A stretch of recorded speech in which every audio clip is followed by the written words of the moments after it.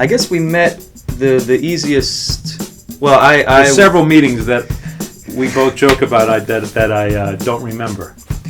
There was a series at this club, Rose Williamsburg, I can mention that, and there was a drummer series, and everybody did a something or another, and they'd asked him to do something, so he said, "Hey, you want to just do a double drum thing?" Having a goal, having a date of when we needed to present a product, present something, that really helped us actually do it, because it's so easy to say, "Hey, we should do something together," and then you talk about it and everybody's busy.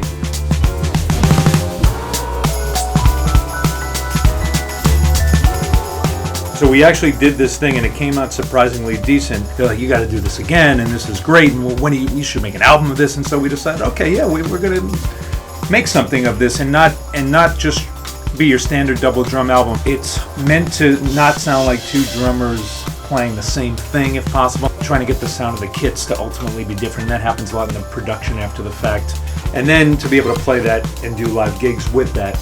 It's a duo, obviously, and we both happen to be drummers. That's how I think of it. We share a lot of similar interests and influences, so that kind of leads us. Our ideas tend to naturally agree with each other on mostly a production level, and that allows us to kind of take it away from the double drum thing and more just trying to make something interesting. I did marching band in high school, and I still love that stuff. And I think I was just in a phase where I was watching a lot of YouTube clips of like drum corps. And then we had this idea to rip some audio from a specific clip, and then we put it in the computer and found a loop. He got back the day of the gig, so it was like I had to think of things we could do that he didn't have to sort of quote unquote know, that they could exist in the background, and like whatever he decided to play, he can feed off them and it would sound organic. So I came up with a lot of different things. So one of those, I guess, just permeated over the drum corps thing. Yeah, and then we put that one existing bass line in. Oh, and then he had a bass line that harkens to a project he has beat music on. That song that the bass line is from is called Theodore, which is inspired by fellow Vic Firth artist John Theodore.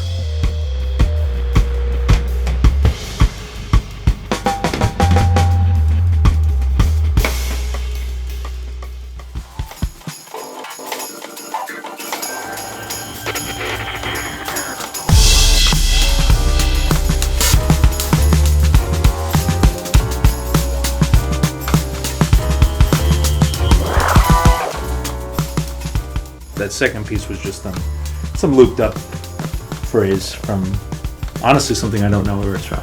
And I think that one was a good example of trying to resist the typical double drum formula. We were making a point to stay out of each other's way sonically to create the idea of a bigger kit. I actually do a lot of hip hop production. When I'm trying to produce different tracks, like you'll have kick, snare, and hat on a track, and then you'll say, okay, let's go to a percussion bank and add a shaker, add a tambourine, or add some off-kilter, like reverse-sounding ambient thing. So, like, for example, I was not going to play much kick or snare or hat, but I was going to stay on this, like, weird maniacal, out-of-place, in-place, swirling, sort of cowbelly tambourine thing. It's kind of an art to find. We're still working it out. Drums themselves, cymbals themselves, ways to hit it with different sticks and mallets and what have you, so that they have a sound unto themselves and they stay out of each other's way, and maybe the snare drum doesn't sound like a snare drum. Or, the floor tom doesn't have a tack because he's hitting it with a mallet or something. That stays out of the way of maybe me playing a bass drum that I'm hitting with a lot of attack. So these are things we think about. Other things, like more production ideas that we want to bring when we play live.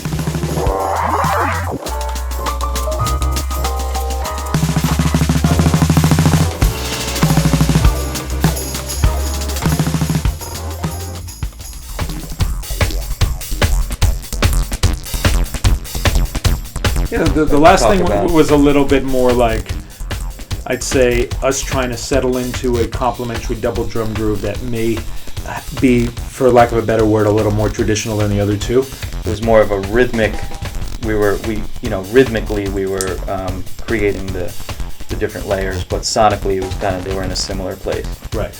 And then we also did some trading, which was more solo-esque. Taking me back to my days at the Drummers Collective. There That isn't as much of a part of our performance, but it was fun to do for today, and just, it kind of always ends up there in some way, because I guess that's what it is.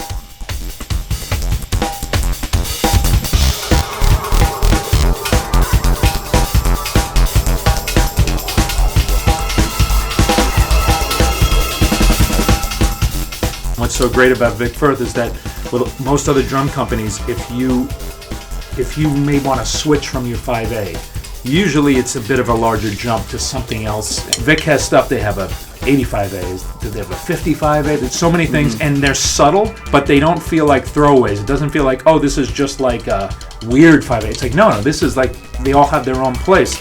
I think of it as a diet 5A, basically.